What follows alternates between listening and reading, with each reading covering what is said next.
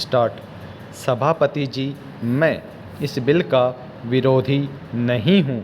मैं अपने कुछ संशोधनों के साथ इस बिल का समर्थन करना चाहता हूँ। विराम।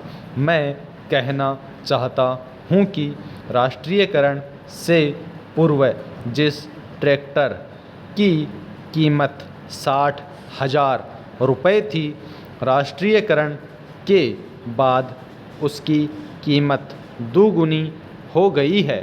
जब से यह काम सरकार ने अपने हाथों में लिया है, तब से ट्रैक्टरों के दाम बढ़ गए हैं। विराम।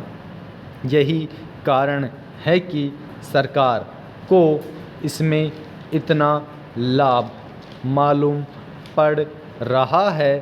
ये मनमानी कीमत किसानों से वसूल कर रहे हैं।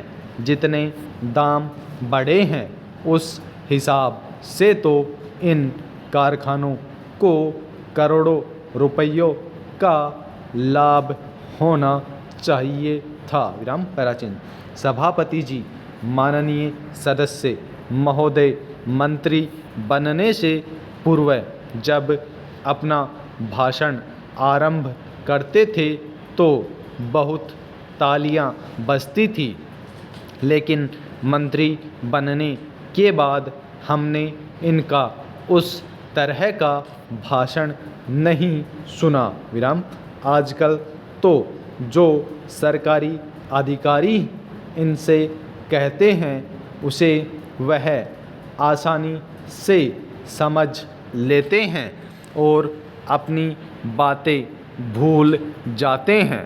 इसलिए इस बिल में मैंने जो संशोधन किया है, उसके द्वारा मैं चाहता हूँ कि यह जो इतनी बड़ी लूट किसानों की हो रही है, वह समाप्त हो। विराम।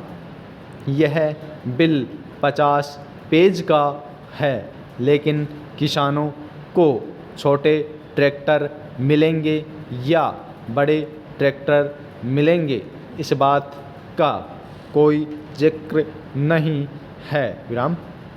सारे देश में कानून के द्वारा किसानों के पास छोटी छोटी ज़मीनें होती हैं, लेकिन ट्रैक्टर का कारखाना अभी तक बड़े ट्रैक्टर ही बना रहा है। विराम।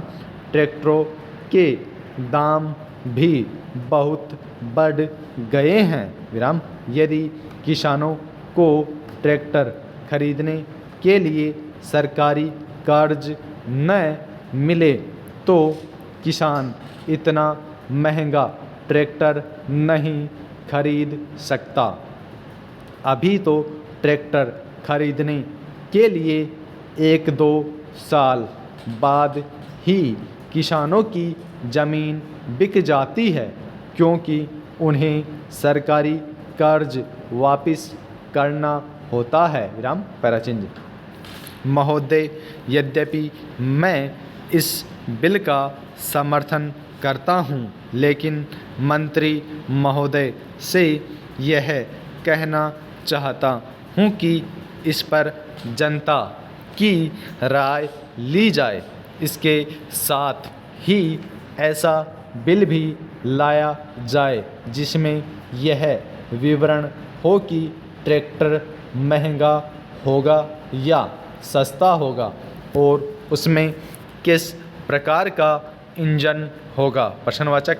बिल में यह प्रावधान भी हो कि राष्ट्रीयकरण के बाद जो भ्रष्टाचार बढ़ गया है, उसको कैसे दूर किया जाएगा। प्रश्नवाचक।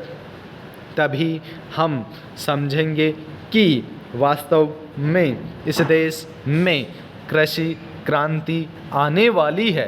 तभी इस विधेयक की कोई सार्थकता होगी और किसानों को राहत मिलेगी। Full stop.